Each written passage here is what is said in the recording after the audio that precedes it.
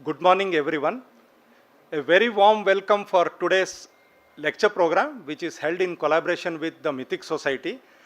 We have several Mythic Society managing committee members and also some of the executive committee members of World Culture. So a very warm welcome again to all of you. I request today's guest speaker, Professor Kausik Gangopadhyay, to take the stage. And I also request the President of Mythic Society, Sri V. Nagaraj, to also come on the dais, and also Professor C.S. Arvinda from Indian Institute of World Culture. He is the Vice President. So all the three of you, please get onto the stage. Thank you.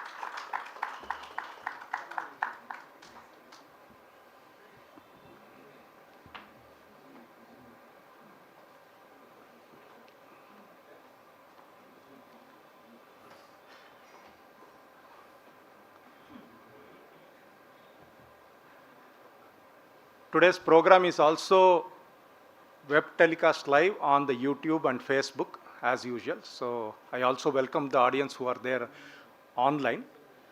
Before I introduce Professor Gangopadhyay, I would like to give a quick background for today's lecture. In fact, the book, The Majoritarian Myth, was published in January of this year, just a few days before the general elections was announced. And for the last couple of months, we all have been witness to couple of words. Any channel you put up, any news print you go through, two words come up. One is the wrath of the majority and the oppressed minority. These are two words which comes to us very instantly, with every news anchors talking about it again and again. So we thought that we will hold today's lecture with the election getting done and dusted today, and everybody anticipating the exit poll tonight, and also in the next couple of days we will also have the results which will be announced. So with bated breath we are all anticipating that. So in this backdrop we thought that we will hold this particular lecture, and the book itself talks about this extensively. So the book's name, The Majoritarian Myth, has been authored by Professor Kausik Gangopadhyay. So I had the fortune of going through this book recently, and that's how it started. And Professor Kausik takes us through a fascinating journey of geopolitical events which happened and which is happening in various parts of the globe, be it in US, Europe, and also closer to home, what events took place in the last few years, and currently which is the topic which is attracting attention on a political scale. He compares the situation within our country and also provides a stunning data and statistics. So he is an economist, so he makes use of data and statistics to sort of come out with a theory in terms of understanding what this myth is about and how this has been utilized in various countries and also in India.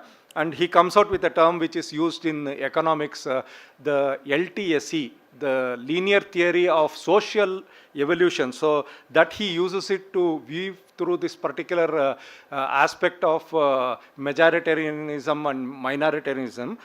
So the book has come in for rich reviews, which people would have also observed from various intellectual and academicians like Dr. Sanjeev Sanyal, Dr.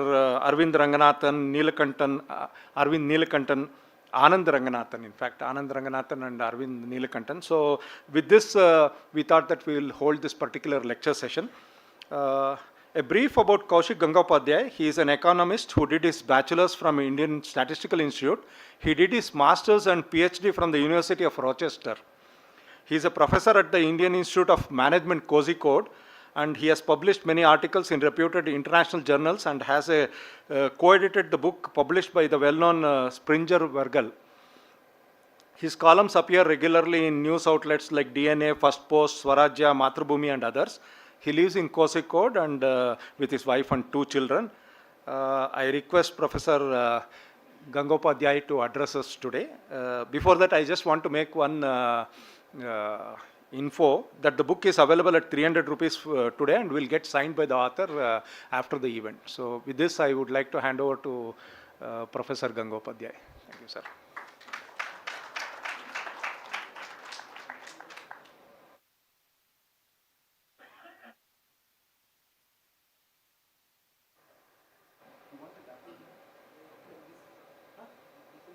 Okay, can you hear me? From the back? Oh.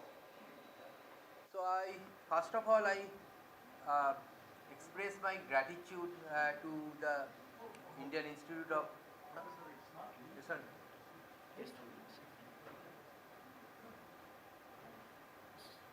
Sorry about that. Not a problem. Dr. Nagaraj. Only Nagaraj. Only Nagaraj.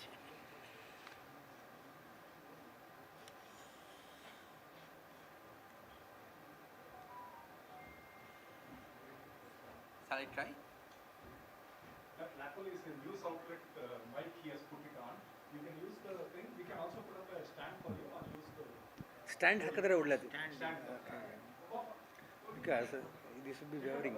Yeah. So, I can go to the podium. Suppose that's easier, no? Podium? You can use the podium or we will also provide a stand here itself. Whichever you prefer, yeah. Stand for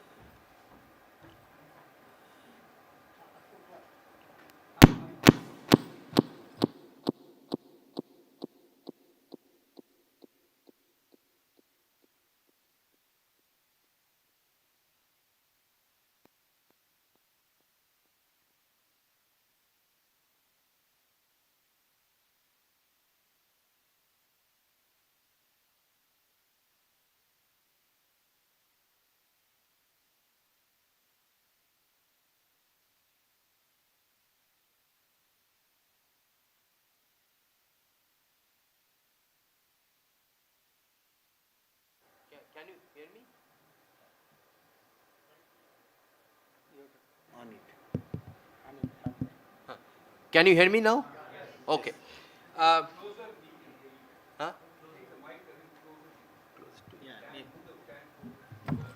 Just a little bit closer so that. Yeah. Now it's better, no? Good morning, everyone. I express my sincere wishes, best wishes to whoever have come. My pranamos to my elderly ones, and my good wishes to the younger and persons. What I would like to say first, I want to express my gratitude to the Indian Institute of World Culture and also the Mythic Society for hosting me here, for giving opportunity to my ideas. I sincerely thank them. I think Nagarajji as president, I like to express my gratitude. Arakali Venkatesji, he was very instrumental in guiding me and all the minute details and everything and taking care of the hospitality. I also thank him enormously. Now this book, it is a passion for me for last 10 years. So maybe I'll just try to give a background why the book is about, and then I'll go there. So in the current society, present society, not only in India, but all over the world, there is a sharp rise in polarization, and there is a lack of dialogue, as we all see today. I will use a vulgar oversimplification. I'll call it political right, political left. These terms are there are issues with the terms, but I think for everyone's understanding, it will be easier to use the terms. So what happens in a typical conversation? How does it happen? So what happens? The right says to the left that you are not really being fair to everyone, you are not being symmetric to everyone. You have a bias towards some people and not so biased for other people. And the left says yes, because we have a framework, and this framework guides us. We are doing it for the best of our interest towards the society. And the right generally doesn't like to see that framework or doesn't like the framework. So he says, well, I don't really see anything in that framework. You are just bigoted. And then the left says, no, you are an idiot because you are failing to see the framework. And of course, both are blaming each other, not for intellectual reasons, but for the attitude. And then of course there can be no dialogue when you do not have a goodwill for the other person, right? That's not how it works. So what I tried to do in my book, I tried to create a conversation, space of conversation for both of them.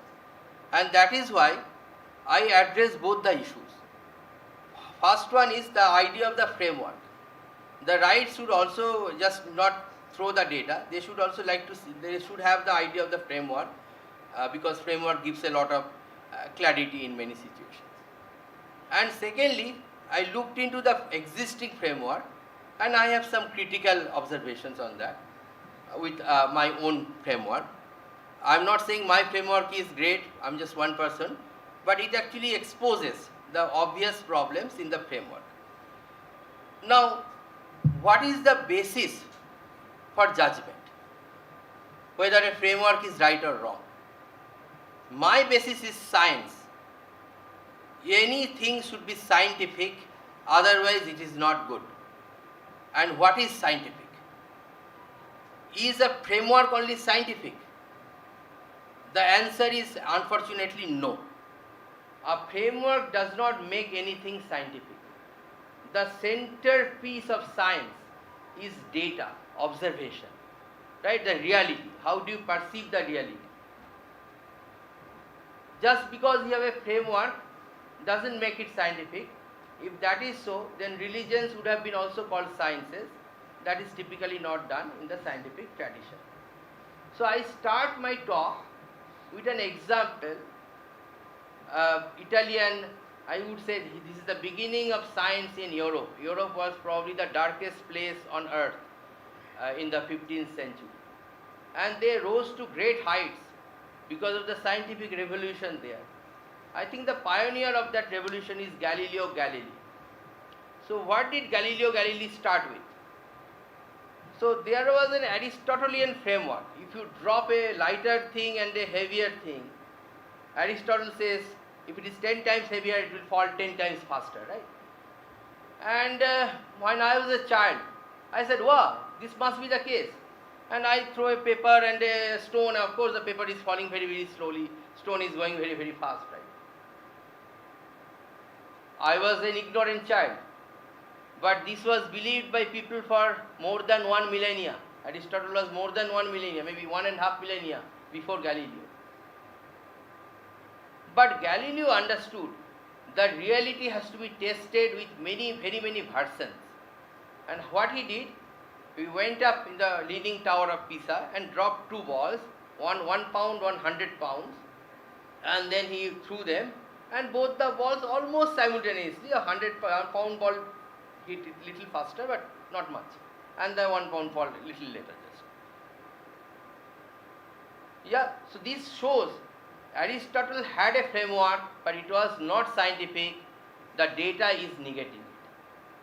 Right?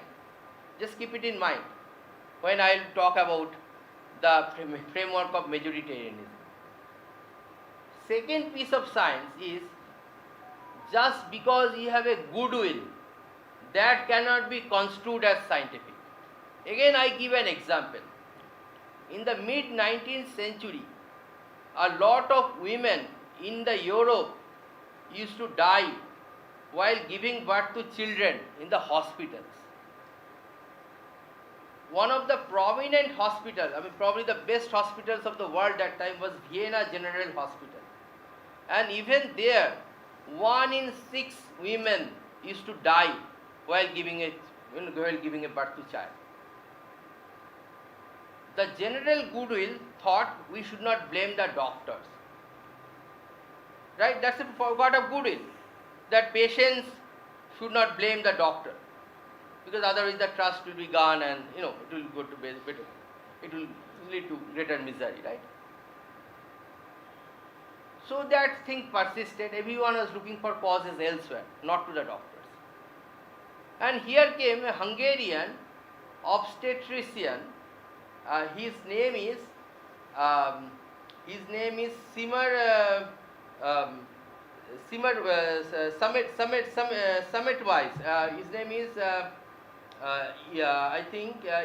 Igor Summitwise. So what he did, ignis submitwise.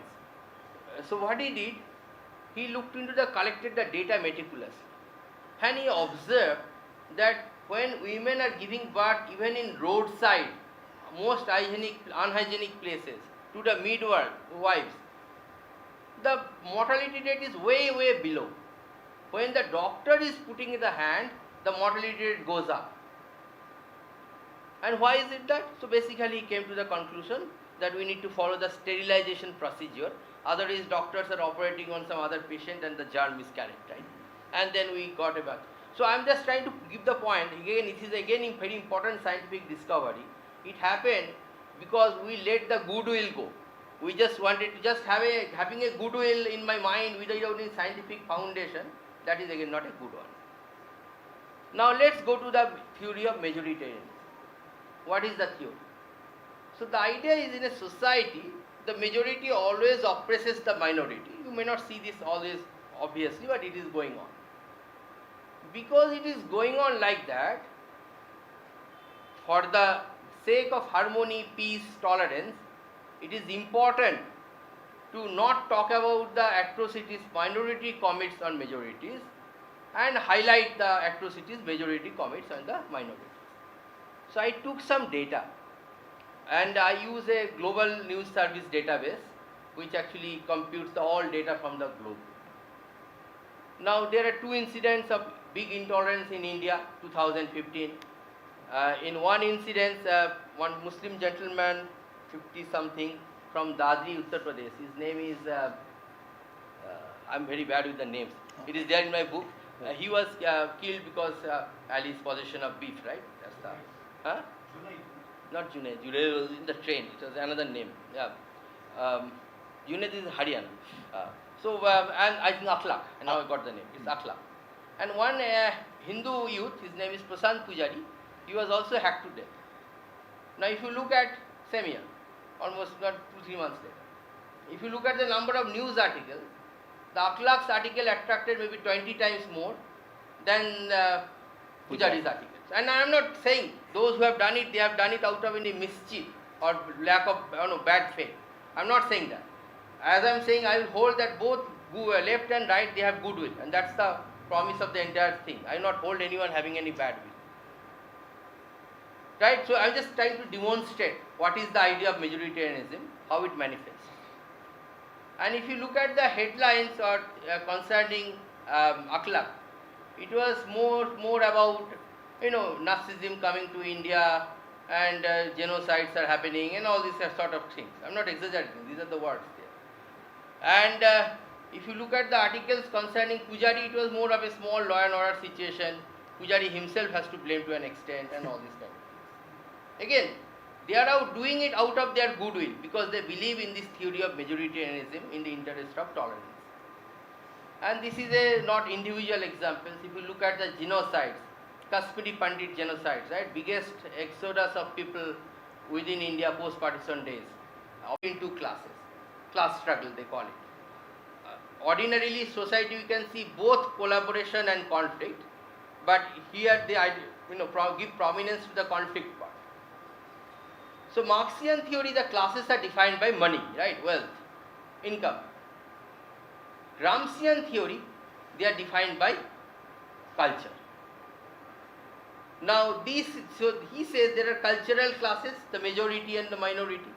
In the Europe, the Christians are the majority, the Jews and other people are the minorities. Right? And the majority always oppresses the minority.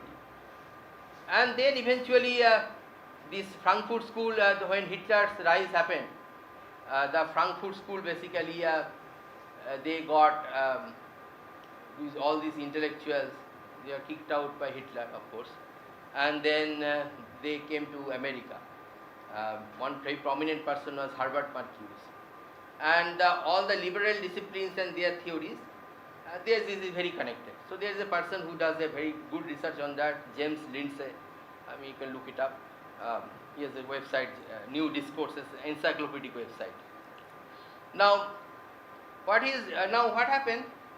These theories, what constitute what you call liberalism do. And in this liberal dogmas, majority is the identity-based majority. and they oppress the minority, right? So you see the foundation and all these kind of things. Now this is my section 2, all this history. Now third section is, this theory has an assumption. The assumption is all cultures are equal. If all cultures are equal, of course the majority could only dominate the minority, right? Are really all cultures equal? So when you think about the conflicts, so there is a histories, long histories, and there are actions, reactions, very difficult to see who was the aggressor, right? Who is the victim. But there are some cases, there are prominent aggressors and prominent victims. I'll give you an example. When the Europeans, they landed in the what we now call the Southern America or Latin America. If you look at the history, those people, they treated the Europeans very human-like way, most human way possible, most non-violent way, most respectful way. And the Europeans did the exact opposite. They treated them most non-violent way, most disrespectful way, most inhuman way. So there are definite asymmetries in the culture that we don't talk about. And if you give this idea, so I am going to propose something. And I am not saying that you don't accept. I say let the data tell who is correct, who is wrong. I define something. This term is a sociological term. It's called linear theory of social evolution. I define it, it has two characteristics. So a plan is laid before the society that this is the plan. No amount of data is going to change the plan. That's number one. And this is not my description. I am quoting Yuval Noah Harari, what he wrote in Sapiens. He said this linear theory started with Christianity. Before Christianity, there was no linear theory. If you go to the ancient Greek historians, Herodotus, Chinese historians, they have all of a cyclical theory, like we in India we are quite familiar with. Like sometimes dharma wins, sometimes adharma wins. It's a cycle, right? Chakravat parivartante, sukhani cha dukhani cha. So all these kind of ideas, right? Christianity came up with a linear idea, right? Jesus is the first Christian, then Christianity goes up like this. This is the idea. Now, what happens? This idea, so if you look at this idea, this is not, cannot be changed by data. I'll give you an example. Why Christians say Christianity is required? Because they said it makes us a better person. It makes us having more peace, goodwill, love and all these virtues. Now, in the 20th century, the person who is most respected in the Christian countries for the Christian virtues was a non-Christian. He was Gandhiji. Gandhiji never said Christianity is important in India or even required in India. He said it's their tradition, they should keep their tradition and do justice to do it, and we should keep our tradition and good justice to our tradition. And he was respected. He went to Rome, and people do not go to Pope to ask the forecast futures and all these kind of things. They came to Gandhiji. They said, I have a lottery ticket, tell me which is the number that's going to come up. So they are seeing you as a new manifestation of Christ, right? But then this is the biggest problem, right? If a non-Christian could have the most amount of Christian virtues, then your theories are sort of inadequate, right? But you are still holding on the same theories. Even the Christians, they will say, well, even the Gandhians need to be, evangelical Christians, they will say that I called it political Christianity. They will say even the Gandhians need to be Christians, right, to be perfect human beings. The second part of the theory is, it's not an intellectual theory. This theory wants to otherize people. Now this otherization again is a sociological term, I am not going to explain too much, but the basic idea is the other people are sort of inferior. It may not be always violence by physically, but there will be definitely intellectual violence, cultural violence. Why do we think this linear theory matters? Because man, manus, we are made of man, the mind. Harari calls this imagined reality. Whatever we imagine, that actually makes a big part of our existence. One psychologist, Viktor Frankl, he has a book, Man's Search for Meaning. And he has given this wonderful example. So there is this person in the concentration camp with Frankl.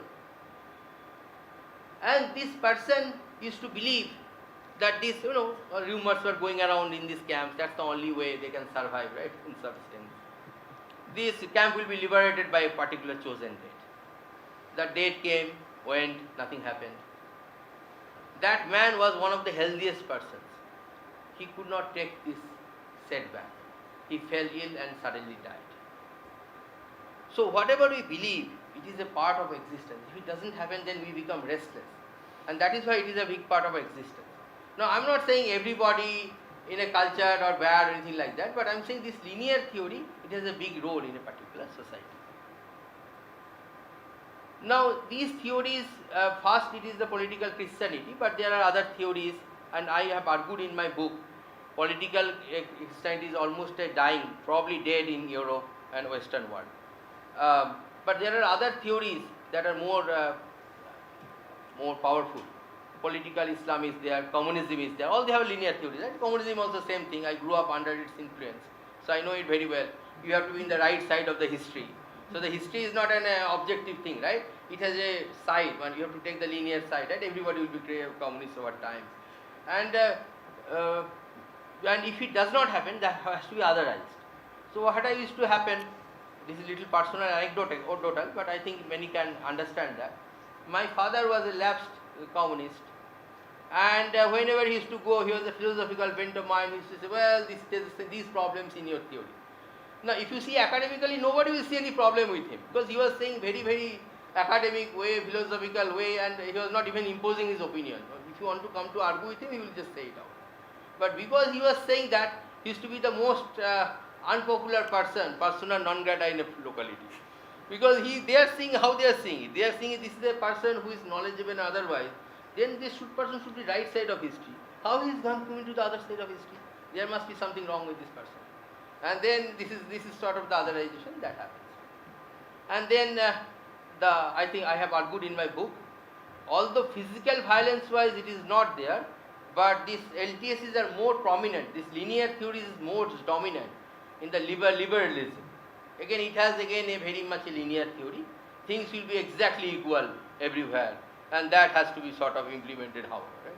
That sort of thing. Now, I claim, so there are some conflicts that will happen anyway. Suppose you and I has a domain where we share, and of course our interests could come in conflict and we can have a problem. But there are many problems that happen not because of that.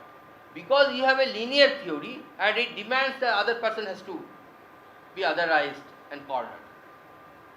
And I say this is the source of intolerance. Now you don't need to believe me. This is only my theory, just like majoritarianism is a theory. We'll discuss whether it's relevant or not. Usually there are many books on majoritarianism, and I have read almost all the books on India at least. One written by University of Hyderabad Professor Fazal Tanveer, one written by University of Brown Professor Asutosh Barsney. There are other books, A.P. Chatterjee and others. So these books stop in this section 3. They say this is the theory and this society can be explained in these terms. I am not stopping here. I think that is not scientific. You need to test the theory against another theory, alternative, and see which comes out better in the data, just like Galileo did. Every theory has a grain of truth, 5%, 10%, but you should not universalize it to 100%. Then we are creating a lot of other problems for people. So just this is I am saying because my book, if I written the books in the other dominant social science tradition, I need not write the next 2 chapters. I could have stopped only at section 3. Now, you would say, what about Hinduism? Does it not a linear theory? So actually Hinduism is not a religion. If you take Christianity as a religion, so one of the I think most prominent worldwide celebrated Kannada intellectual, Sri S.N. Bal Gangadhar, he has a book, Hidden in the Blindness. I have written a synopsis of his book in one of my annexures of his book, just for people's common understanding. He has argued very, very meticulously, efficiently that Hinduism is not a religion. It is a tradition, it's a different thing. Okay, maybe he is not the person to be believed. Let's take the other side. let's go to a Christian intellectual. So I went to one very celebrated Christian intellectual, Tom Holland. He is also saying the same thing. Religion starts with Christianity. There was no religion before. If you go to a liberal person, Sheldon Pollock, they have also thesis, Neo-Hinduism. They are saying there was no Hinduism before Swami Vivekananda. So essentially Hinduism is not a religion, right? So I am not saying anything very great. So no linear theory or anything like that. It's a tradition. People follow it because our forefathers did. It's a continuity, that sense of thing. What about Hindutva?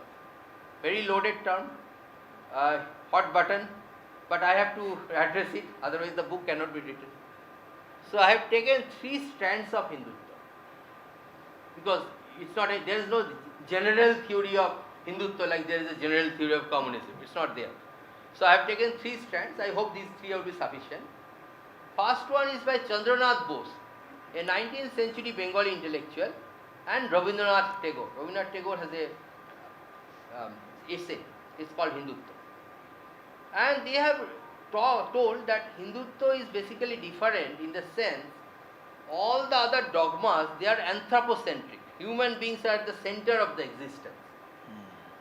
But in Hindutva tradition, we like to don't see individual, we like to see world as a big place, we are only small part of it, and so practice unselfishness, be balanced. Definitely there is no linear theory, I don't think any argument is required. Now second strand, Vinayak Damodar Savarkar's, the book is called Hindutva, right? It's, I think, Essentials of Hindutva.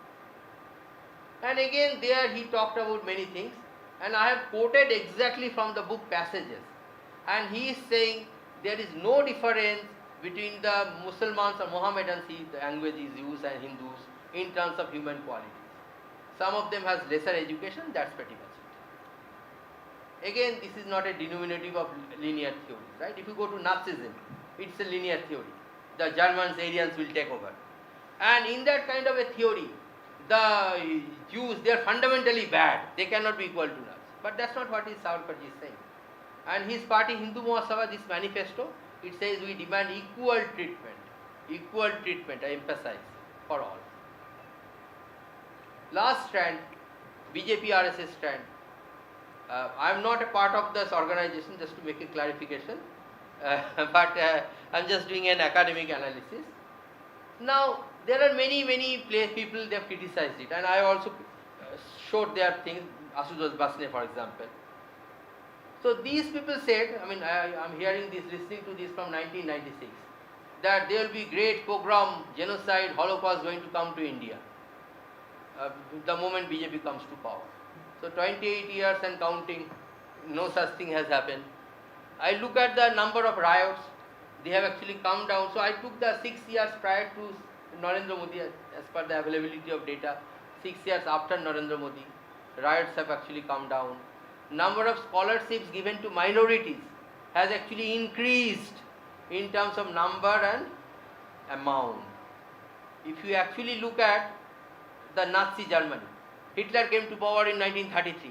Prominent Hebrew scientists, they were like leaving the place en masse, right? Everywhere. Einstein left, and then the other person, forgot the name, he discovered ammonia, how to synthesize ammonia. He also left. Heber, he also left. All these people. Nothing sort of that. I mean, many people said that we leave India, but nobody actually I know that have left India. Now, you look at the last statistics. What about prominent positions, IS officers and other things? Actually, after BJP came to power, number of Muslim IS officers have increased, not decreased. And of course, we know the Viva plays a big role in IS selection. You can put your own people in the selection panel, and of course, you can do all these things, right? But nothing has sort we have observed.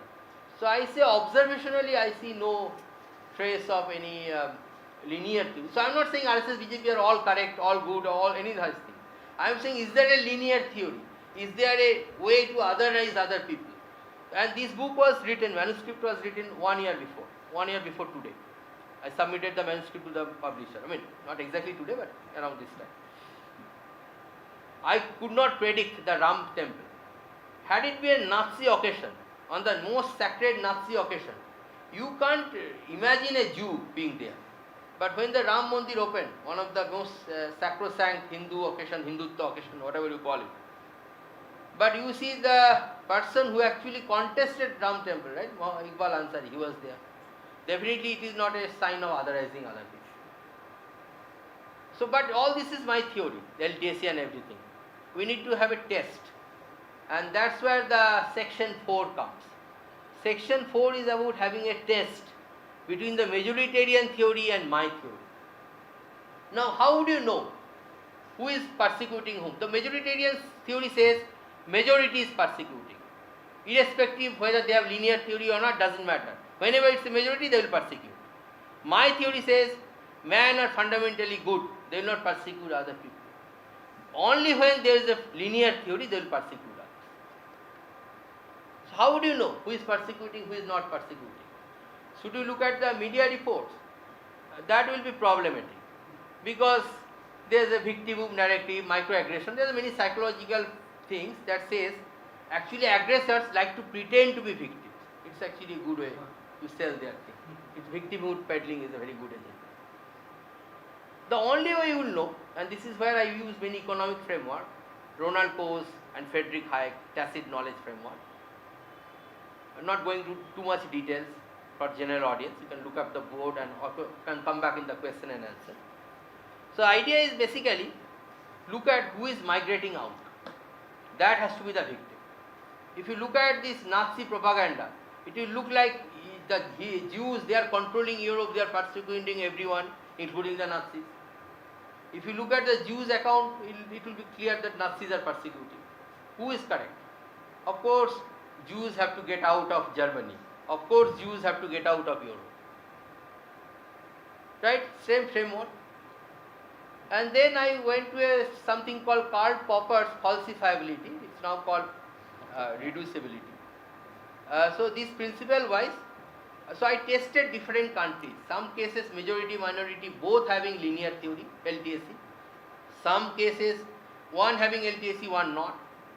So in the other different cases, I mean both could be correct. Their majoritarian could be correct, my theory could be correct.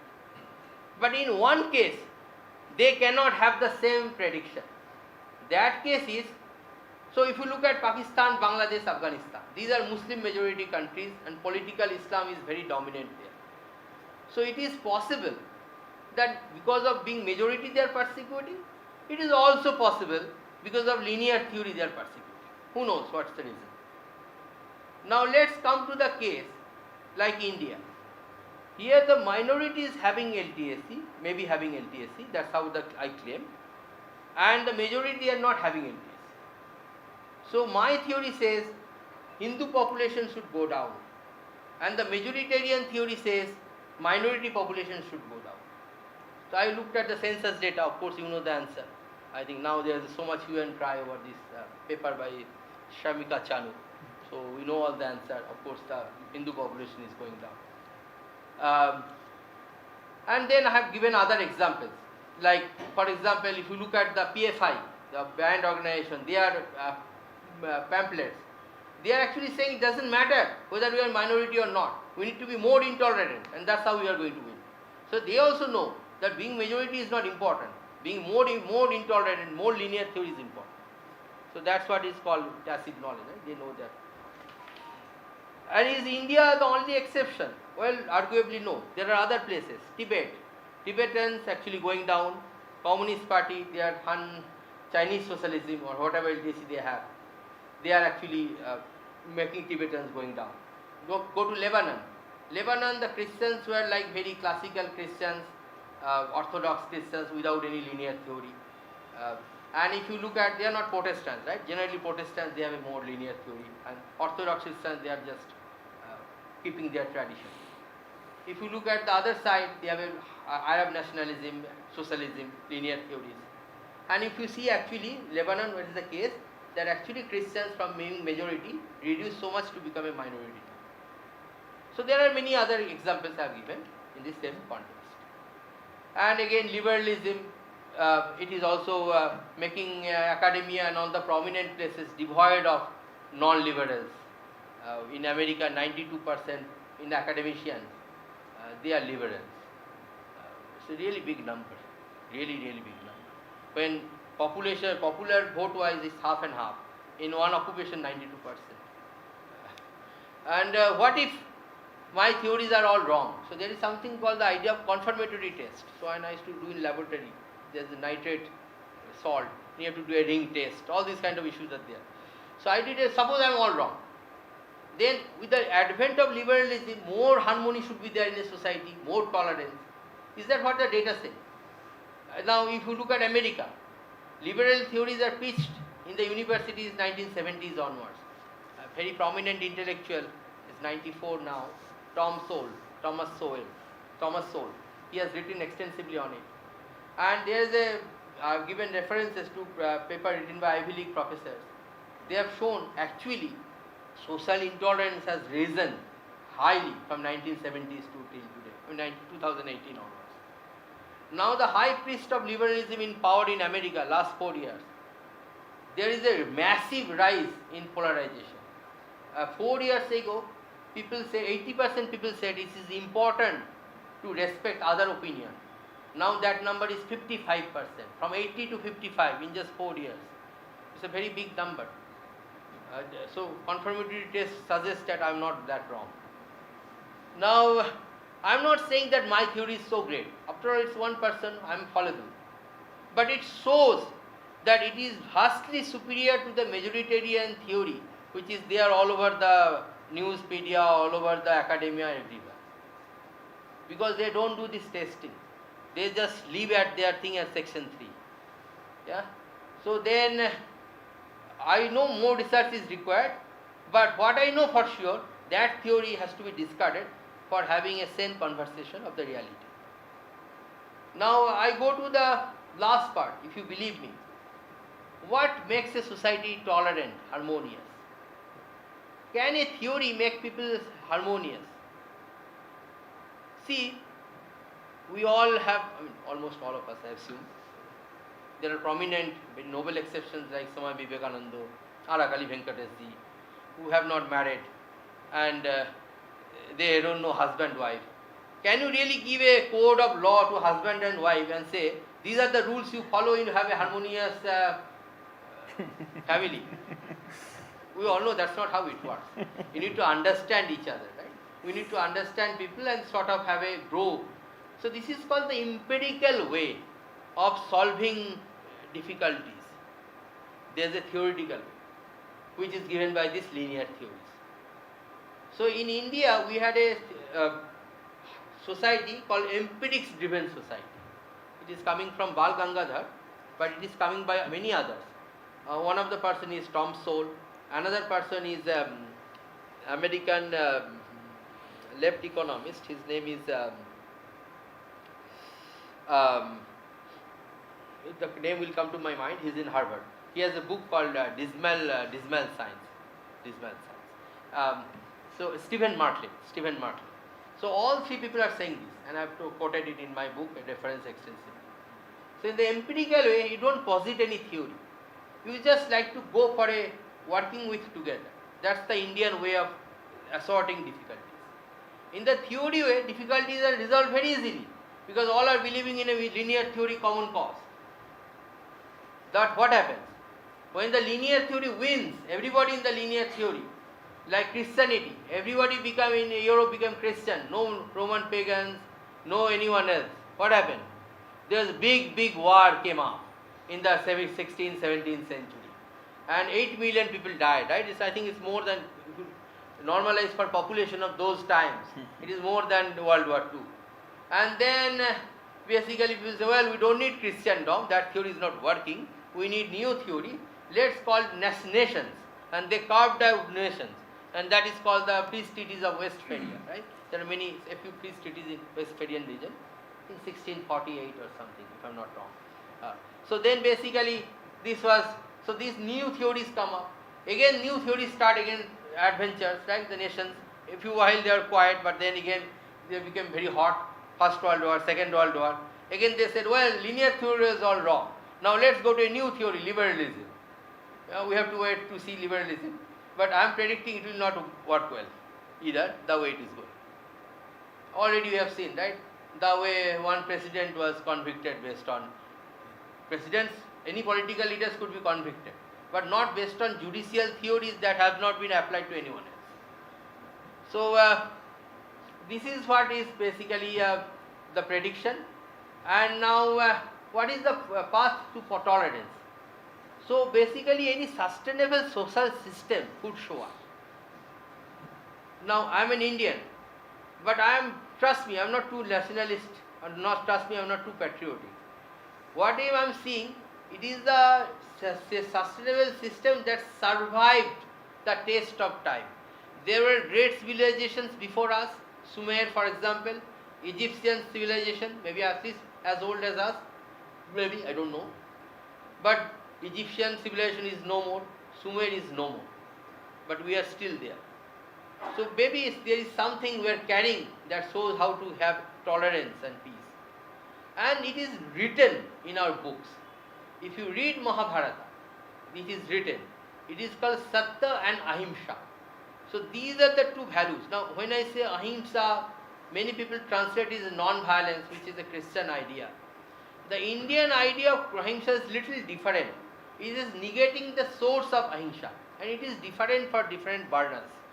I will not go into detail, but it is a nuanced kind of thing. But it is more or less to promote less violence in the world, to remove violence from the world. Now, this is values were there in the Mahabharata even before that. And then when Buddhadev came, he said in a different tongue, he said Pragya and Karuna, but same thing essentially. And then again, if you go to Mahatma Gandhiji, I mean, I know many people here and otherwise also, I mean, here not so many people are young. I myself, I'm not young anymore. So, but most people do not have so much respect for Gandhiji. But I actually respect him as a teacher. I mean, his politics and other things, I don't have a nuanced view of him. But then if you look at his teaching, I think he taught us something very important.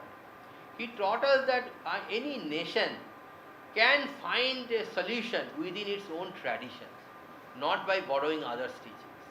And this is something also Buddhadev told one of the Magadha ministers in one of his last sermons. So basically, you need to, so he actually came up with Satya and Ahimsa, but these are not his own words. These are basically, he just dug up our ancient tradition and highlighted it. And I am saying the same thing.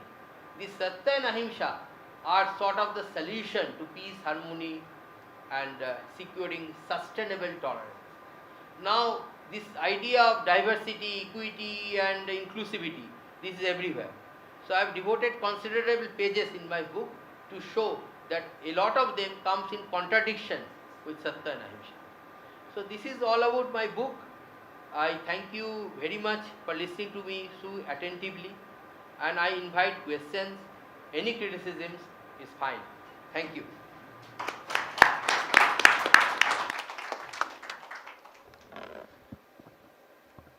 So thank you, Professor Kausik Gangopadhyay, for that fascinating run through Sumeru civilization, Greek civilization, to Galileo, to Sheldon Pollock, so up till now, Gandhi and others. So thank you once again. So we now invite for some questions, and I request as usual, like keep it crisp and to the point, no summarization.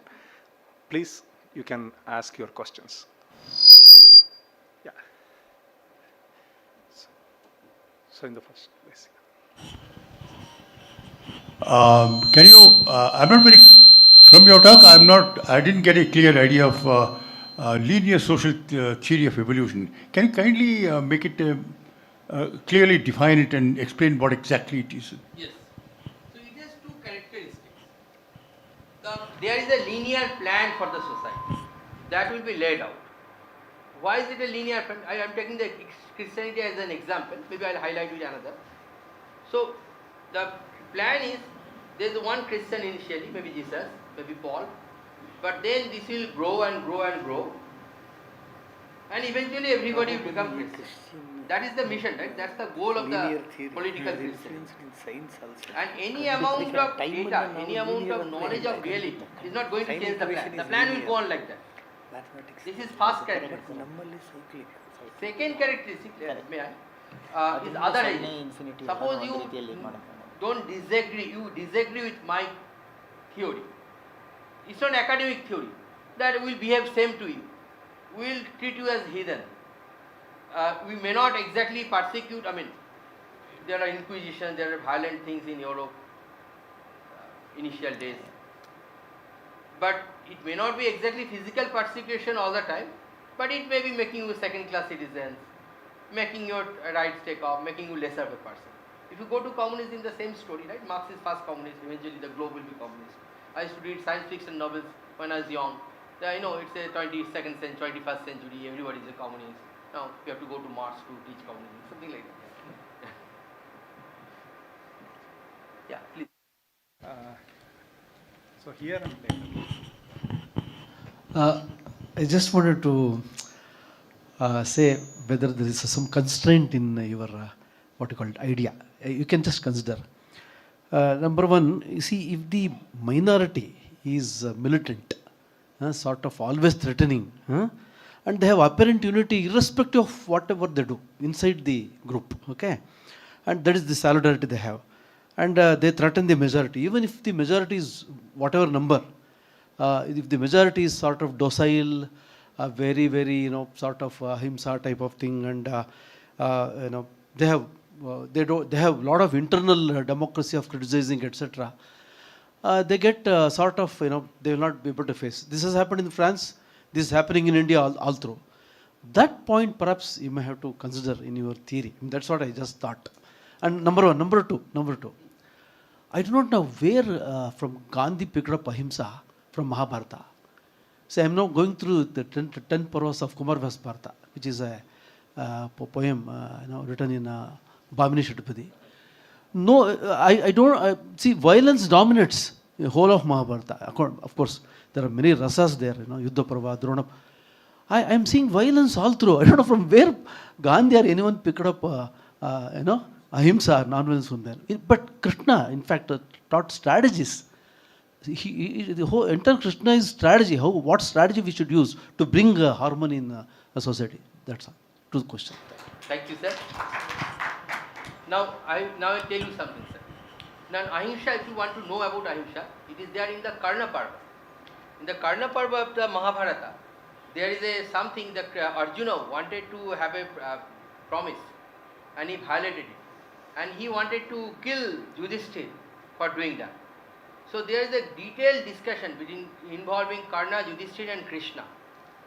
And he actually laid down these two aspects of Satya and Ahimsa.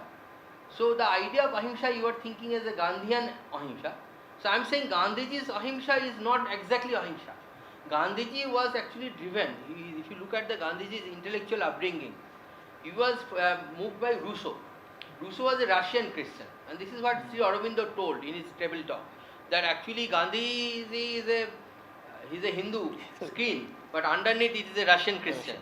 Now, Absolutely. So, but the point is, when you are decolonizing, we are a colonized nation for 1,000 years. When you are decolonizing, you will not have 100% correct. I am not saying Gandhiji 100% correct, but he dug up these two values. Now, ahimsa, if you look at Rama and Krishna, nobody will say they were Sahingsha people. No, they are also ahimsa people. Then why did they kill people? Because as Kshatriya, it is their duty to remove Hingsha. Right?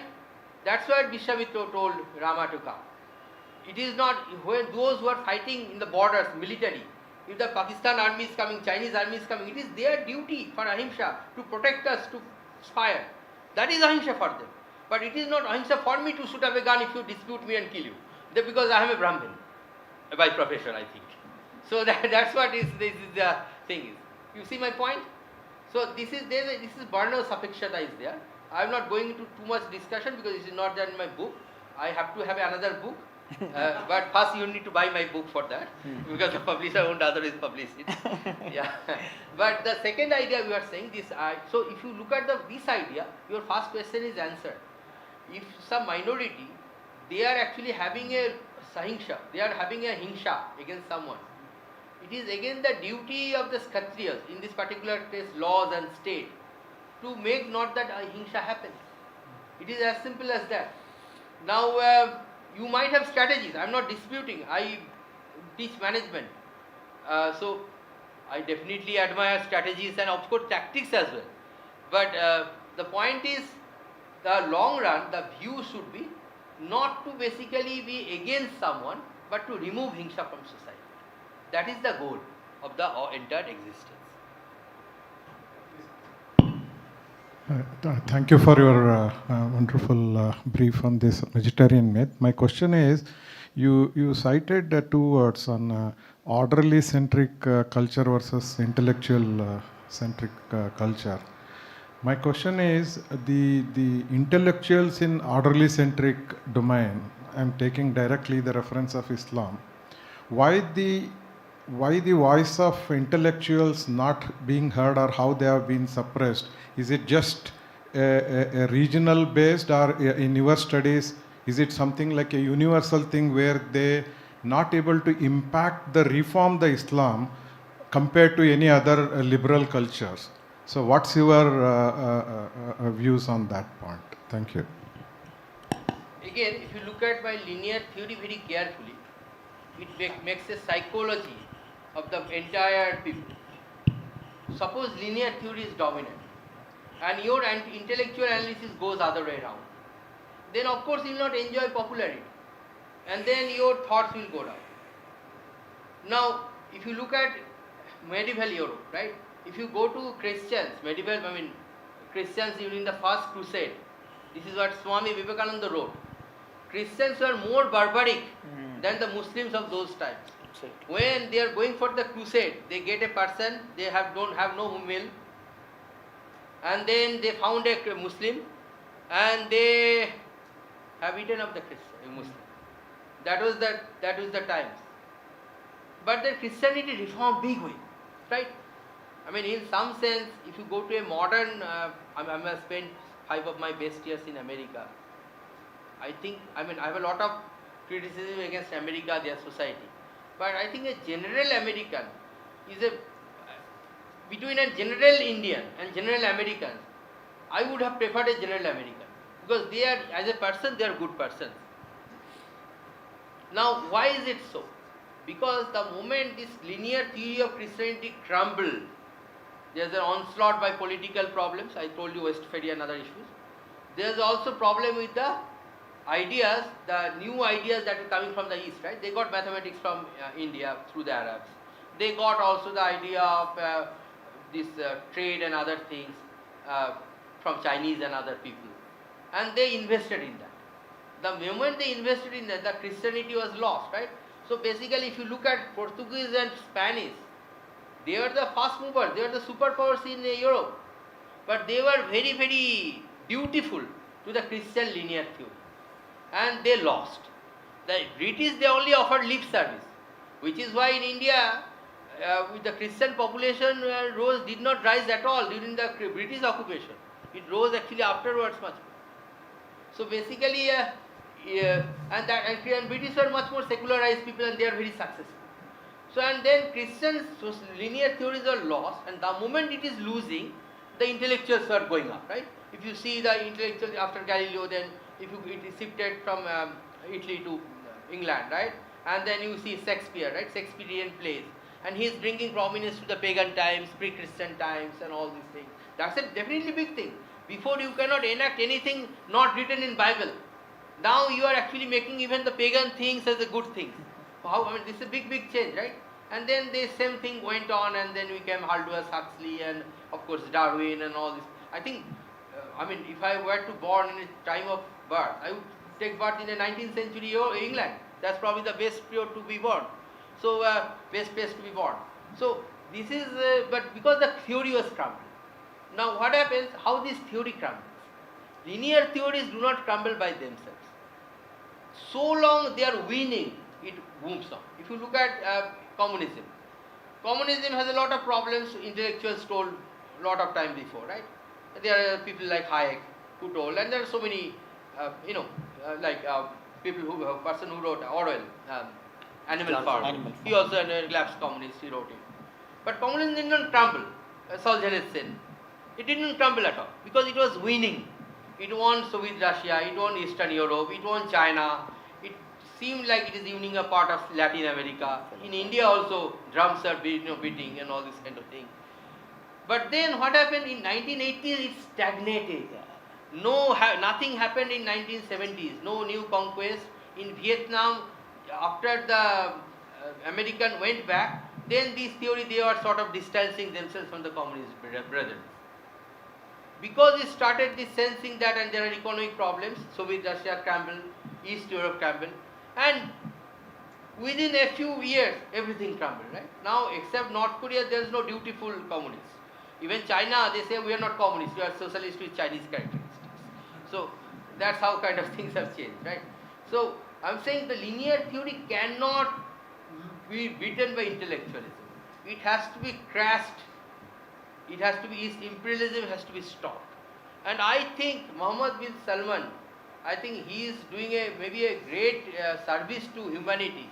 We may not like a monarch, but I have to say that he is doing more service to humanity than any democratic person can do.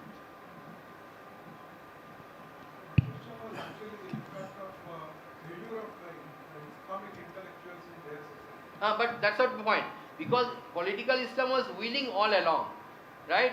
So that's why the intellectualism could not prosper. That's part of the argument.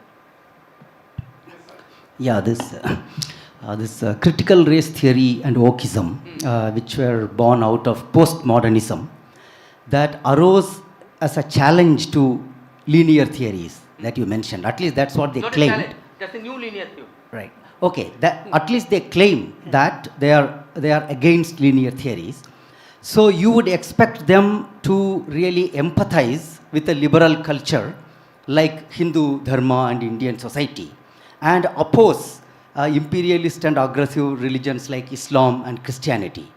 But what we see is that these so-called new theories are also dead against Hindu Dharma and Indian way of life, and they seem to be siding with the authoritarian powers like Islam and Christianity and even communism. So how would you explain this paradox? Yes. So I'll just tell you something. There is a difference between liberal as adjective and liberal as noun.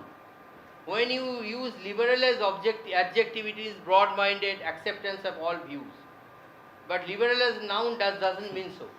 It means someone who believes he has to make everything equal. And whatever the existence, conservative culture is, that's the enemy. That's the enemy. So if you look at Gramsci, it's not that they have a really love for other cultures.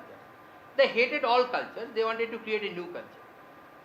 That is the sum and substance of it. And these cultures are like that. Now what happens, once you are against the traditional things, the political compulsions will take them, whoever can give them most mileage.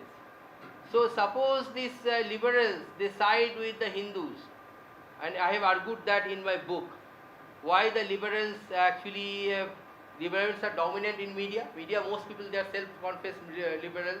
Why they always say Hindu majoritarianism? Because as a linear theory, they will strike in the soft ground. They will not strike when they anticipate a big resistance. Which is why they know that, so in my list, 80% are against Hindus, in the survey I have done for 3 years.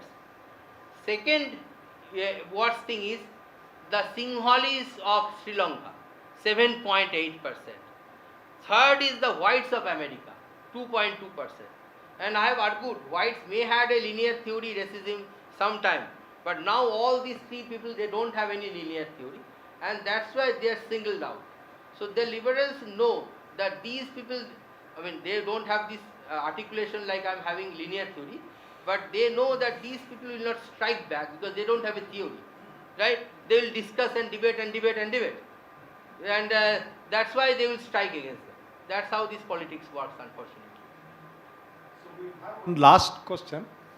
So, after the session, we can always interact with Professor Kausik. He will be here. So, we will have the last question and then we will. Formal last question. Formal last question. Yeah. Formal last. So you've used a word frequently like tolerance. So there is another word similar to tolerance, which is acceptance. Uh-huh. So do you see any difference in the word tolerance and acceptance? That's the first part of my question. Second aspect is you mentioned about the Western philosophy being centered on the individual, whereas our philosophy is centered around the uh, entire universe, as we say in Hindi, like Vyakti versus the Samashti. And when we talk about these theories, since you are also a professor of economics, do you see any economic angle to the rise or the fall of these linear theories associated with it? For example, in the future, we are saying that oil will no longer be the fuel, and I mean oil is going to lose the value it commands today, and green energies will probably take over. So, is that economic impact going to affect these linear theories in the future? Now, I might have a little, I forgot the first question. What was it? Sorry? Tolerance and acceptance. Tolerance. So, tolerance and acceptance, this is what Swami Vivekananda he started, right? His Chicago Exactly, address, which exactly. Rajiv ji has also talked about. I use the tolerance because that is the generally used term. All the terms I am using, these are not my own invention. This is what the sociologist says. My view is a dissident view. I have given on my book, referred to my book to many my of liberal and left friends and told them that criticize me as best as you can. I will publicize in my social media as well. Nobody has come up with that, but I am waiting for that. Now, tolerance, that's why I use the word tolerance. I think there is an acceptance in tolerance. Yeah. When you are tolerating something, you are accepting his history, his tradition. And you have to sort of reject equality. Because when you have to have equality, you have to have a theory. The moment you say, well, people are different, they are having different experience and everything, that means you are putting yourself in his position, empathize, right? And then you know that you can be like me. I mean, if you really want to make them equal, then there is a problem. I mean, then it's the artificial equality, that is a theoretical one, will not stand with time. So, I think that is all I have to say. Second part, there are two aspects of it. First, this green energy thing, I have to take a little bit of a skeptic stand. Forgive me for that. Green energy is sort of, may not be optimal even in present time. So there is an article came up by our chief economic advisor, Anant Nageswaran, Venkat Anant Nageswaran, few days ago, maybe 1 month or 2 months. So basically he has argued that green energy is still not economically good for India. My question was Globally, geostrategically you are saying. about the impact of the economics on the Linear Clear theory. theory, yeah. So, just gave an example of oil and green energy. Achha.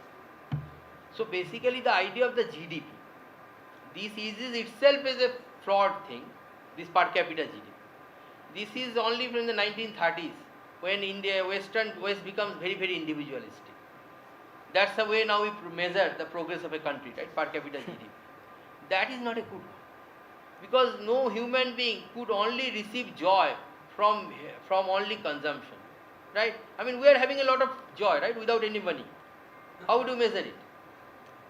So basically, this is I will say, this is a remnant of the Protestant culture of the medieval times. So basically, they have taken the values out, ethics out, faith out of this world, and that's why we are only judging things by economics. I think the future, I am not saying very distant future, in 2 decades, this GDP will be thrown away, and we will have a composite measure that might look into the, so there is a lot of theories on that. I mean, I am not the first person. There is something called bagel economics. So basically there are 2 things. One is natural resource, how much you are conserving, and socially how much harmony and crime and all these things you are reducing. So this is the way the country's position will be measured. And if you see that India is actually a much better way, because in the per capita use of resources, we are doing much less compared to America or the Europe, and still having a lot of social harmony. I mean, it's very easy to have social harmony if you are receiving a lot of money and you are having a great lifestyle. But the way it is much difficult to have social harmony when you are not having them and still you are maintaining harmony. So that has to be highlighted. Unfortunately, I am saying it with a lot of responsibility, our education system, I am a professor, I am teaching in a National Institute of Eminence for last 1.5 decades. I am finding our education is very, very shallow to address that issue, at least at the present moment. So we Indians, we need a renaissance. I mean, we Indians, we may not know what is India maybe after 2 decades, like China, it has happened to China. That is my more fear. I mean, I'm more fearful of that.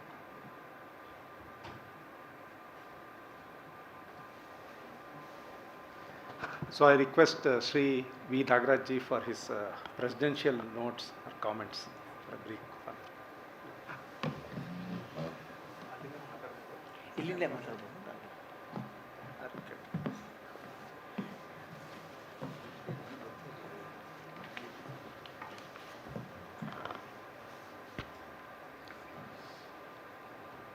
नमस्सर्वेभ्यः.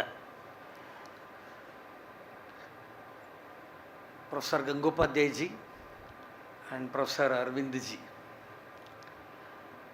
To give any presidential comments at this stage is very, very difficult, because the subject is like that.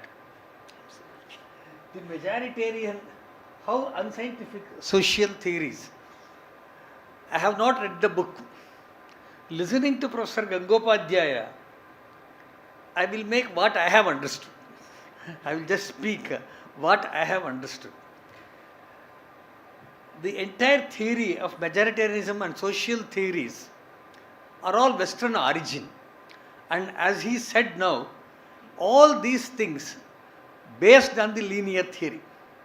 The entire Christian world, it depends on the linear theory of Christianity, as well as the Muslim world, it depends on the Islamic linear theory. And also another aspect of it is the anthropocentric.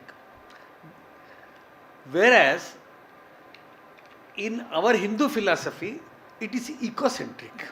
When I say eco, it is divine. The whole universe, ecocentric it is.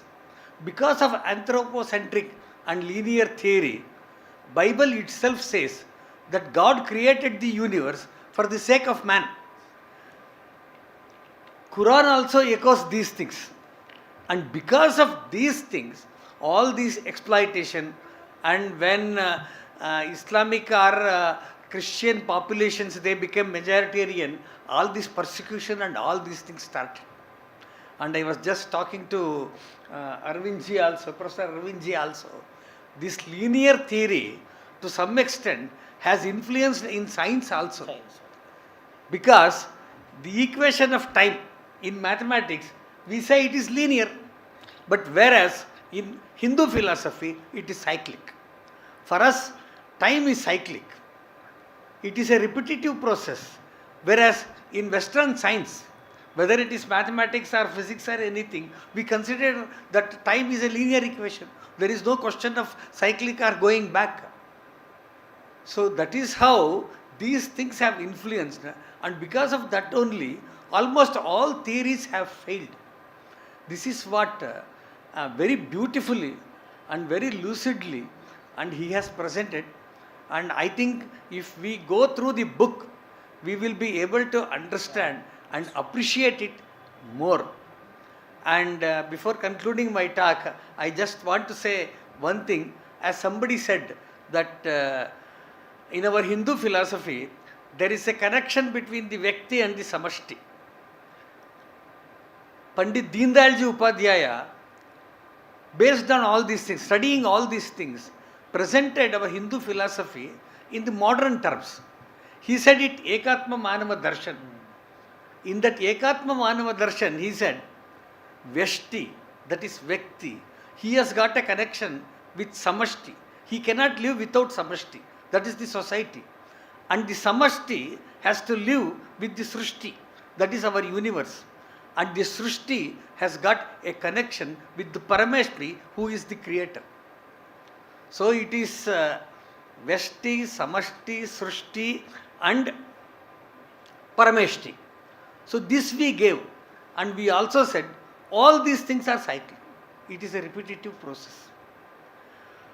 And as Professor Gangopadhyay said, if there should be a harmony in the entire world, they have to adopt all our ideologies and thinking. like Vasudhaiva Kutumbakam and other aspects. I will just close my talk with a quote from Jean-Pierre Lehmann, who was professor of political economics at Sweden Institute of Management Studies. In 2006, in the magazine Globe, published from USA, he wrote a 6-page article. In that, he discussed all the problems of the world, all economic problems, political problems, environmental problems, all these things he explained. And he came to the conclusion what our professor has come to the conclusion. Finally, he gives a solution that if planet Earth, it has to survive, there is only one way. And he says that the society should have a moral standard. The entire human society should have a moral standard. There should be spirituality. And third one, each individual should have an ethical compass. If these three things comes to our society, then planet Earth will survive. All these three things are available in Indian philosophies, and we have to adopt that. With these words, he concludes his article. With these things, I conclude. Thank you very much.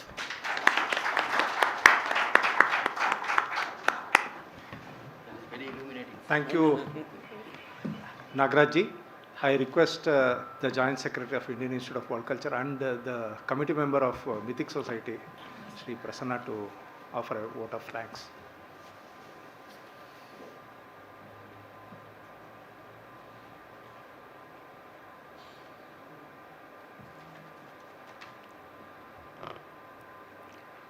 ಎಲ್ಲರಿಗೂ ನಮಸ್ಕಾರ. ನಾನು ಕನ್ನಡದಲ್ಲೇ ಮಾತಾಡ್ತೇನೆ. ನಾನು ಇವತ್ತಿನ ಭಾಷಣ ಕೇಳಿದಾಗ ಒಂದು ವಿಷಯ ಜ್ಞಾಪಕ ಬಂತು. ಭಾರತದಲ್ಲಿ ಪೊಲಿಟಿಕಲ್ ಕ್ಯಾಪಿಟಲ್ ಅಂತ ತೊಗೊಂಡ್ರೆ ದೆಹಲಿ, ಎಕನಾಮಿಕಲ್ ಕ್ಯಾಪಿಟಲ್ ಅಂತ ತೊಗೊಂಡ್ರೆ ಬಾಂಬೆ, ಇಂಟೆಲೆಕ್ಚುಯಲ್ ಕ್ಯಾಪಿಟಲ್ ಅಂತ ತೊಗೊಂಡ್ರೆ ಕಲ್ಕತ್ತಾ ಅಥವಾ ವೆಸ್ಟ್ ಬೆಂಗಾಲ್. ಆದರೆ ನಮ್ಮ ದುರಾದೃಷ್ಟ, ಕಮ್ಯುನಿಸ್ಟರ ಏನು ಪಶ್ಚಿಮ ಬಂಗಾಳವನ್ನು ಆಕ್ರಮಿಸ್ಕೊಂಡ್ರು, ಅಲ್ಲಿಂದ ಆಚೆಗೆ ಇಂಟೆಲೆಕ್ಚುಯಲ್ ಕ್ಯಾಪಿಟಲ್ ಅನ್ನೋ ಹೆಸರು ಕ್ರಮೇಣ ಕಡಿಮೆ ಆಗ್ತಾ ಬಂತು. ಏಕೆಂದರೆ ಎಲ್ಲಿ ಮನುಷ್ಯನಿಗೆ ಸಹಜವಾಗಿ ಚಿಂತನೆ ಮಾಡಲಿಕ್ಕೆ, ವಿಚಾರ ಮಾಡಲಿಕ್ಕೆ, ವಿಮರ್ಶೆ ಮಾಡಲಿಕ್ಕೆ, ಬೇರೆಯವರ ವಿಚಾರಗಳನ್ನು ಖಂಡಿಸಲಿಕ್ಕೆ ಮತ್ತು ಒಪ್ಕೊಳ್ಳಿಕ್ಕೆ ಸಾಧ್ಯ ಇರುತ್ತೋ ಅಲ್ಲಿ ಮಾತ್ರ ವೈಚಾರಿಕತೆ ಬೆಳೀಲಿಕ್ಕೆ ಸಾಧ್ಯ. ಆದರೆ ಕಲ್ಕತ್ತಾ ಆ ಸ್ವಾತಂತ್ರ್ಯವನ್ನು ಕಳ್ಕೊಳ್ತು. ಹಾಗಾಗಿ ಅಲ್ಲಿನ ವಿದ್ಯಾವಂತರು, ವಿಚಾರವಂತರು ದೇಶದ ಜಗತ್ತಿನ ಮೂಲೆ ಮೂಲೆಗಳಿಗೆ ಹೋದರು. ಆ ಪೈಕಿ ಕೌಶಿಕ್ ಗಂಗೋಪಾಧ್ಯಾಯ ಕೂಡ ಒಬ್ಬರು ಅಂತ ಅಂದ್ಕೊತೀನಿ. ಆದರೆ ಅವ್ರು ಮತ್ತೆ ಬಂದು ಸೇರಿಕೊಂಡಿದ್ದು ಮತ್ತೆ ಇನ್ನೊಂದು ಕಮ್ಯುನಿಸ್ಟ್ ರಾಜ್ಯದಲ್ಲೇ. ಹಾಗಾಗಿ ಭಾರತದಲ್ಲಿ ಮತ್ತೆ ಒಂದು ವೈಚಾರಿಕ ಕ್ರಾಂತಿ ಅತ್ಯಂತ ದೊಡ್ಡ ಪ್ರಮಾಣದಲ್ಲಿ ಆಗಬೇಕಾಗಿದೆ. ಆ ದಿಕ್ಕಿನಲ್ಲಿ ತಮ್ಮ ಅಳಲು ಸೇವೆಯನ್ನು ಅವರು ಸಲ್ಲಿಸ್ತಿದ್ದಾರೆ ಅಂತ ನಾನು ಭಾವಿಸ್ತೇನೆ. ಏನಂದರೆ ಈ ವಿಷಯ ಕುರಿತು ಮಾತಾಡುವಂಥದ್ದು ಸ್ವಲ್ಪ ಕಷ್ಟದ್ದೇ. ಯಾಕೆಂದರೆ ಅವ್ರು ಮುಂಚೆ ಇದ್ದಿದ್ದು ಕಮ್ಯುನಿಸ್ಟ್ ರಾಜ್ಯ, ಈಗಿರೋದು ಕಮ್ಯುನಿಸ್ಟ್ ರಾಜ್ಯ. ಹಾಗಾಗಿ ಅನೇಕ ಸಂಗತಿಗಳನ್ನು ಯೋಚನೆ ಮಾಡಬೇಕಾಗತ್ತೆ. ಆದರೂ ಧೈರ್ಯ ಮಾಡಿ ಇಂಥ ಒಂದು ಒಳ್ಳೆಯ ಪುಸ್ತಕವನ್ನು ಬರೆದಿದ್ದಾರೆ. ಆ ಪುಸ್ತಕ ಬರೆದಿದ್ದಾರೆ ಅನ್ನೋಕ್ಕಿಂತ ಈ ರೀತಿ ಒಂದು ವಿಚಾರ ಮಾಡಲಿಕ್ಕೆ ಒಂದು ಅವಕಾಶವನ್ನು ತೆಗೆದಿಟ್ಟಿದ್ದಾರೆ ಅಂತಲೇ ನಾನು ಭಾವಿಸ್ತೇನೆ. ಇವತ್ತಿನ ದಿನ ಬಂದು ನೀವೆಲ್ಲ ಈ ಭಾಷಣ ಕೇಳಿ ಇಷ್ಟೆಲ್ಲ ಪ್ರಶ್ನೆಗಳು ಕೇಳಿದಾಗ ನಿಮ್ಮ ಮನಸ್ಸಲ್ಲೂ ವಿಚಾರ ಮಾಡಲಿಕ್ಕೆ ಒಂದು ಬೇಜವನ್ನು ಬಿದ್ದಂಥ ಕೌಶಿಕ್ ಗಂಗೋಪಾಧ್ಯಾಯ ನಿಜಕ್ಕೂ ಅಭಿನಂದನೀಯರು. ಅವರನ್ನು ಮಿಥಿಕ್ ಸೊಸೈಟಿಯ ಪರವಾಗಿ ಮತ್ತು Indian institute of world culture ಪರವಾಗಿ ನಾನು ಅಭಿನಂದಿಸ್ತೇನೆ. ಮತ್ತು ಇವತ್ತಿನ ಕಾರ್ಯಕ್ರಮಕ್ಕೆ ಅವರಿಗೆ ಧನ್ಯವಾದಗಳನ್ನು ಕೂಡ ಸಮರ್ಪಿಸ್ತೇನೆ.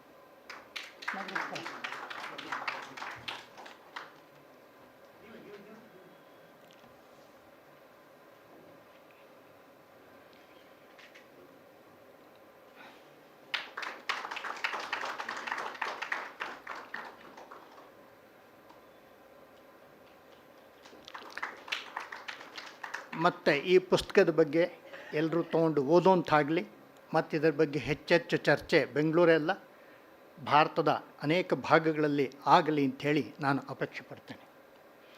ಮತ್ತು ಎರಡನೇ ಸಂಗತಿ, ನಮಗಿವತ್ತು ಗೊತ್ತಿರುವಂಥದ್ದೇ, ಯಾರು ಸೋಷಿಯಲ್ ಮೀಡಿಯಲ್ಲಿ ಆ್ಯಕ್ಟಿವ್ ಇದ್ದೀವಿ, ಇವತ್ತು ಪ್ರಪಂಚದಲ್ಲಿ ಯಾವ ಸ್ಥಿತಿ ಇದೆ ಅನ್ನೋದು ನಮಗೆ ಗೊತ್ತಾಗುತ್ತೆ.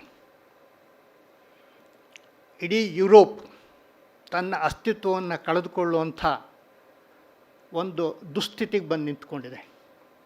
ಅಮೇರಿಕಾ ಸ್ಥಿತಿ ಅದು ಏನು ಚೆನ್ನಾಗಿಲ್ಲ. ಆ ಲೆಕ್ಕಕ್ಕೆ ಅವರು ಉಲ್ಲೇಖ ಮಾಡಿದಾಗೆ ಇದ್ದಿದ್ದರಲ್ಲಿ ಅರಬ್ ದೇಶಗಳೇ ವಾಸಿ ಅನ್ನೋ ಸ್ಥಿತಿಗೆ ಬರ್ತಾಯಿದೆ. ಯಾವುದು ಇವತ್ತಿನ ದಿನ ಜರ್ಮನಿ, ಫ್ರಾನ್ಸ್, ಇಟಲಿ ಈ ಯಾವುದೇ ದೇಶಗಳು ತೊಗೊಂಡ್ರೆ ಅಲ್ಲಿನ ಸಾಮಾಜಿಕ ಸ್ಥಿತಿಗತಿ ತುಂಬ ಕೆಳಮಟ್ಟವನ್ನು ತಲುಪುವಂಥದ್ದು ನಾವು ಕಾಣ್ತಾ ಇದ್ವಿ. ಇಂಗ್ಲೆಂಡ್ ಬಗ್ಗೆ ಇಂಗ್ಲೆಂಡ್ನವರೇ ಹೇಳೋದು ನೋಡಿದರೆ ವಿ ಹ್ಯಾವ್ ಲಾಸ್ಟ್ ಅನ್ನೋ ಮನೋಭಾವ ಅಲ್ಲಿ ಬಂದುಬಿಟ್ಟಿದೆ. ಹಾಗಾಗಿ ಇಂಥ ಒಂದು ಸಂಕೀರ್ಣವಾದಂಥ ಸಂದಿಗ್ಧವಾದಂಥ ಸಮಯದಲ್ಲಿ ಇಂಥ ಪುಸ್ತಕಗಳು ಮತ್ತು ವಿಚಾರ ವಿಮರ್ಶೆ ಮಾಡುವಂಥದ್ದು, ಇದಕ್ಕೆಲ್ಲ ಮತ್ತೆ ಪರಿಹಾರವನ್ನು ಕಂಡುಕೊಳ್ಬೇಕು ಅನ್ನೋ ಒಂದು ವಾತಾವರಣ ನಿರ್ಮಾಣ ಆಗಬೇಕಾದ್ದು ಇವತ್ತು ಅತ್ಯಂತ ಅವಶ್ಯಕವಾದ ಇದಾಗಿದೆ, ಅವಶ್ಯಕತೆ ಆಗಿದೆ. ಹಾಗಾಗಿ ಆ ದೃಷ್ಟಿಲೂ ಕೂಡ ಅವರು ಈ ಪುಸ್ತಕ ಒಂದು ಗಣನೀಯ ಸೇವೆ ಸಲ್ಲಿಸುತ್ತೆ ಅಂತ ನಾನು ಭಾವಿಸ್ತೇನೆ. ಮತ್ತು ಇವತ್ತಿನ ಕಾರ್ಯಕ್ರಮದಲ್ಲಿ ಅಧ್ಯಕ್ಷತೆ ವಹಿಸಿ ಮಿಥಿಕ್ಸ್ ಸೊಸೈಟಿಯ ಅಧ್ಯಕ್ಷರು ಮತ್ತಿಲ್ಲೇ ಇರ್ತಕ್ಕಂಥ ಗೋಖಲೆ ಇನ್ಸ್ಟಿಟ್ಯೂಟಿನ ಗೌರವ ಕಾರ್ಯದರ್ಶಿಗಳು ಆದಂಥ ಶ್ರೀಯುತ ವಿ ನಾಗರಾಜ್ ಅವರು ಕಾರ್ಯಕ್ರಮದ ಕೊನೆಯಲ್ಲಿ ಅತ್ಯಂತ ಮೌಲಿಕ ಮಾತುಗಳನ್ನಾಡಿದ್ದಾರೆ. ಅವ್ರಿಗೂ ಕೂಡ ಧನ್ಯವಾದಗಳನ್ನು ಸಲ್ಲಿಸ್ತೀನಿ.